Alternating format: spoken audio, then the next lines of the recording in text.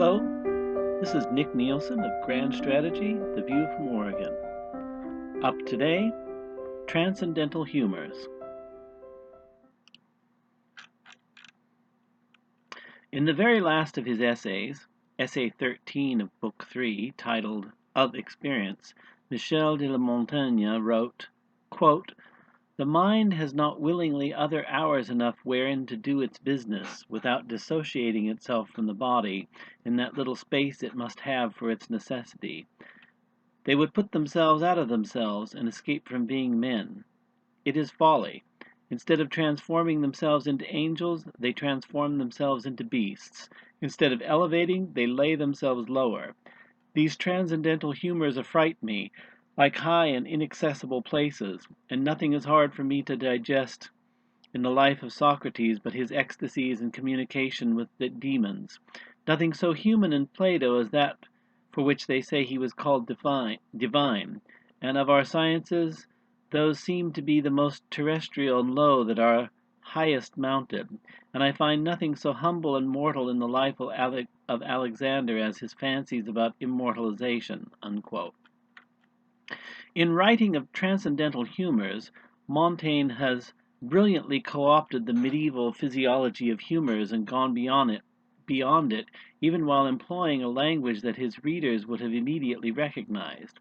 In this passage, Montaigne has managed to transcend his era, even while employing the language and the concepts of his time.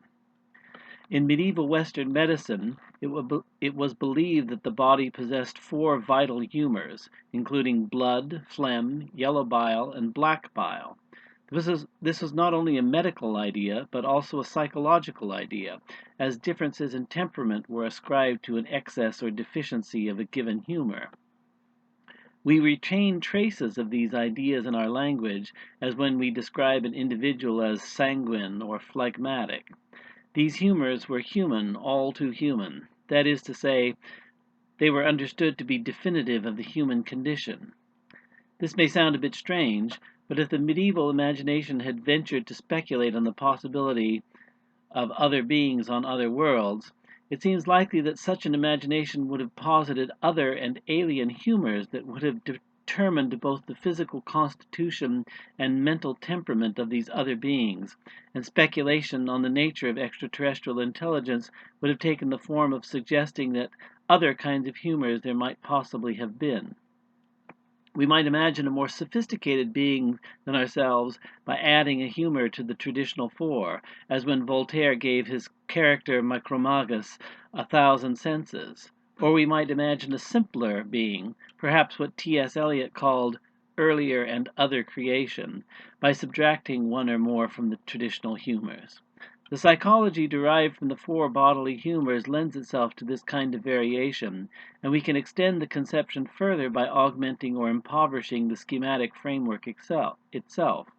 Yet by this method, we never pass beyond this framework, which is what makes Montaigne's formulation so compelling, given the ease by which he freed himself from traditional limitations of his time in just a few words.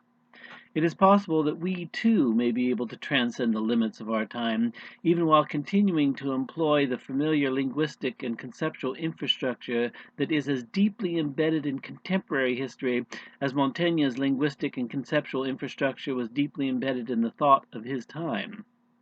It is an uncommon insight, but not an impossible insight, that throws away the ladder after having climbed up the same.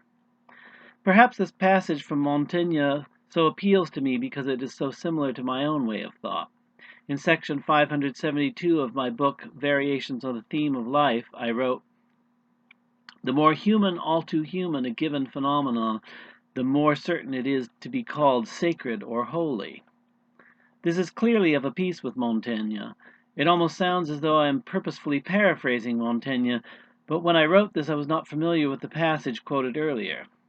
One might well be accused of a category error to study religion in terms of biology, though in recent years this has become much more common, as quite a few books on the evolutionary psychology of religion have appeared, though we can see above the ideas already present in Montaigne, and it occurs throughout Nietzsche, even if it is not as explicit there as we would hope, and Nietzsche lacked the detailed scientific background that would have made it possible for him to fully appreciate and to fully develop the idea. We are now getting to the point at which such ideas can be formulated explicitly and given clear and unambiguous scientific content. But our linguistic and conceptual infrastructure, while it provides the basis of the possibility of our intellectual development and progress, remains limited, and moments of great insight are necessary to transcend the prejudices of our age and to begin to comprehend the ideas that, some hundreds of years from now, our descendants will be able to formulate in an explicit way. Perhaps it is better for us at the present time that we cannot yet formulate our most elusive ideas explicitly. I am reminded of a passage from H.P. Lovecraft that I recently quoted in a blog post titled The Cosmos Primeval. Here is the opening paragraph of Lovecraft's short story, The Call of Cthulhu. Quote, "The most merciful thing in the world, I think, is the inability of the human mind to correlate all its contents. We live on a placid island of ignorance in the midst of black seas of infinity, and it was not meant that we should voyage far. The sciences, each straining in its own direction, have hitherto harmed us little, but some day the piecing together of dissociated knowledge will open up such terrifying vistas of reality and of our frightful position therein, that we shall either go mad from the revelation or flee from the light into the peace and safety of a new dark age." Unquote. Lovecraft was half right, but he, like many others, failed to see, or refused to acknowledge, and perhaps in Lovecraft this follows from a matter of principle, the possibility of progress in knowledge.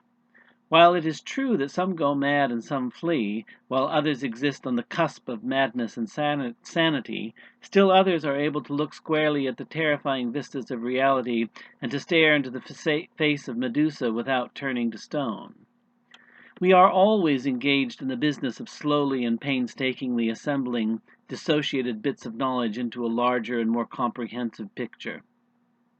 Even if we are not aware that our thirst for comprehension and clarity, which thirst must certainly be accounted among the transcendental humors mentioned by Montaigne, is pushing us toward a revelation for which we are not yet prepared.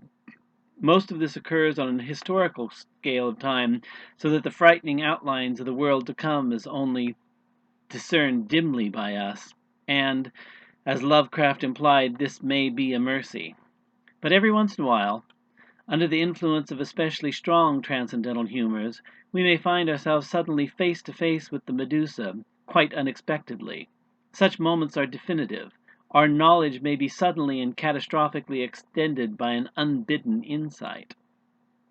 I have often quoted a passage from Kurt Gödel about the possibility of progress in knowledge. Quote, "Turing gives an argument which is supposed to show that mental procedures cannot go beyond mechanical procedures. However, this argument is inconclusive. What Turing disregards completely is the fact that mind, in its use, is not static, but is constantly developing. That is to say, that we understand abstract terms more and more precisely as we go on using them, and that more and more abstract terms enter the sphere of our understanding.